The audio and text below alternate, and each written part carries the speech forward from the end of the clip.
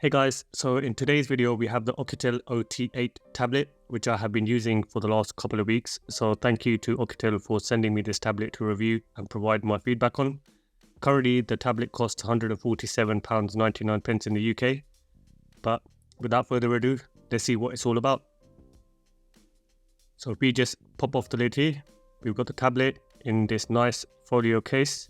We have a USB-C to USB-C cable, 18-watt charging brick, stylus with a ballpoint on the other side, user manual, warranty certificate, battery info, and then the SIM/SD card ejecting pin. First, let's talk about the design and build of the OT8. The tablet has a sleek design with a metal frame and back. It comes in three colors, grey, green and purple, and is quite thin, measuring 7.8 millimeters and weighs 515 grams. So if we just peel off this protective film, the right side has the volume rocker with the microphone. Bottom has two speakers, headphone jack, USB-C port and the SIM/SD card slot. So we'll have a look at the hybrid SIM tray, which takes nano SIMs. Left side has nothing. Top has the power/lock button and the two speakers. 8 megapixel camera on the front, 13 megapixel rear camera with flash.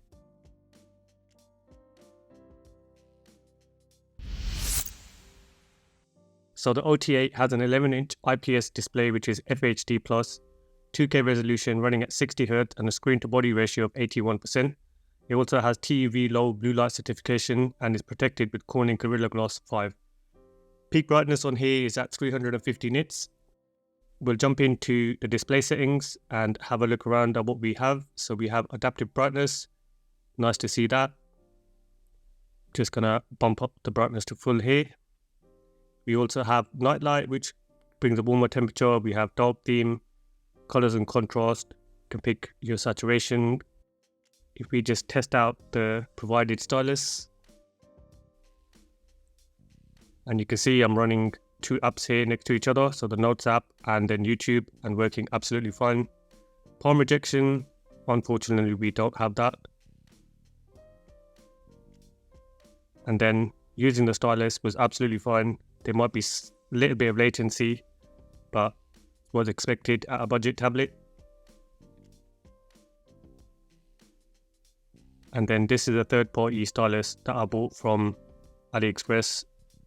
Wide one, we only have level 1 on certain apps such as Disney+, Hulu, Prime and others. Unfortunately, we do not have that on Netflix, so it'll play back in standard definition. But we'll just check out some footage, have a look at the viewing angles. Not too bad considering it is an IPS display. There might be slight shift in brightness, but nothing too drastic. Outside is fine, but in direct sunlight you will have reflectivity issues. So with wide one, level 1, the app's playback is nice and sharp with the colors, what we would expect from an LCD display. YouTube only supports 1080p max playback.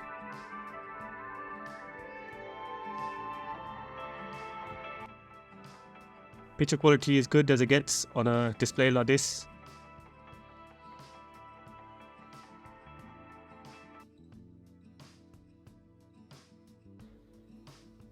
So for audio, we have the quad speaker setup. We'll have a listen to those.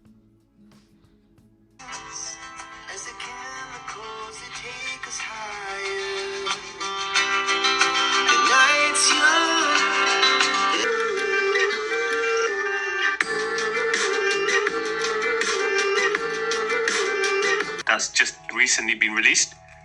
So I've got this in the purple color, and we can see some further specs popping up on the bottom of the screen if you see what that sounds like. Okay. So for CPU, we're working with the Unisoc T606, which is an entry-level chip and is paired with the Mali G57 GPU. Benchmark scores here, 371 single, 1178 on the multi-score. We also have 24 gigabytes of RAM expansion, which is a total of 30 gigabytes. And the tablet has a storage of 256 gigabytes using UFS 2.2. And obviously you can expand the storage up to 1 terabyte. So we're running Android version 13 on here.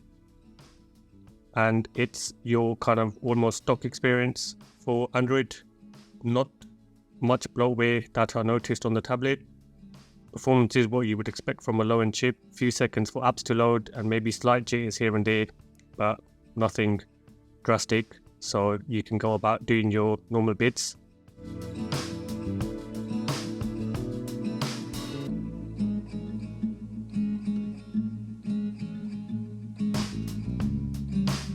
We'll just have a quick look at split screen again. So for your browsing, media consumption, the tablet is absolutely fine, and obviously anything intense will have impact on performance. Quickly have a look at the notification set of portrait mode, and then in landscape mode.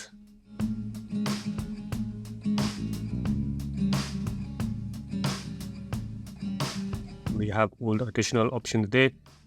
Connectivity, we have the usual Bluetooth, casting, printing, Chromebook, and nearby share, and it also has Android Auto.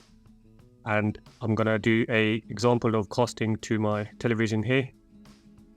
Works absolutely fine. You'll get the usual few seconds of lag behind the tablet.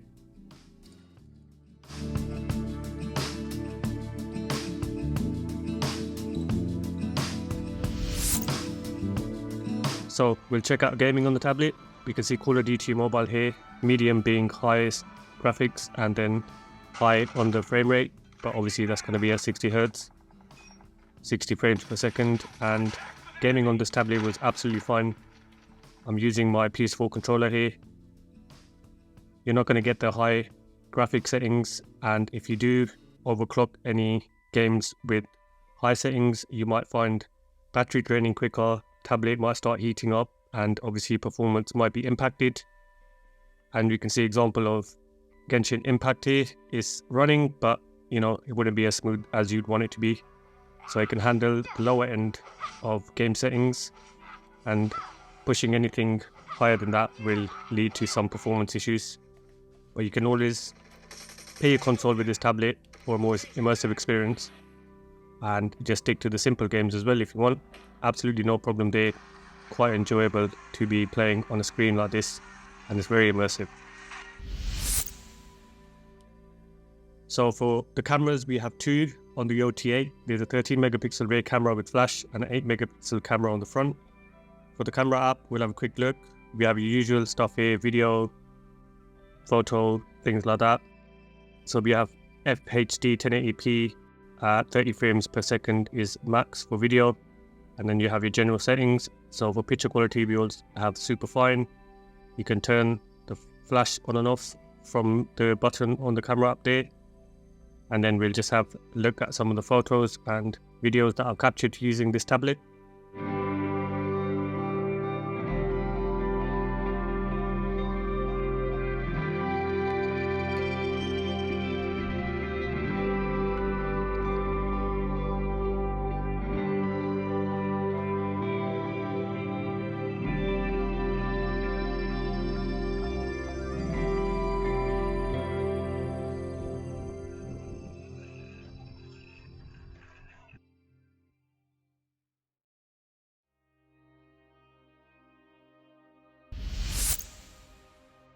The battery life of the OT8 is another highlight of the device. It's a massive 8800 mAh battery, which can last for days on a single charge. The battery supports 18 watt fast charging, and it can be charged from 0 to 100% in just over 2 hours. So that's quite impressive for a battery this big. And for me, the standby time was really the highlight of this tablet, with it being left for days and it'll still be only lose a few percent of battery. For your usual stuff, video playback is claimed to be around 6 hours.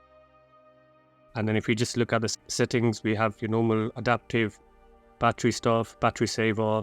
We have ultra saving mode if you really want to squeeze the last bit of battery out in an emergency.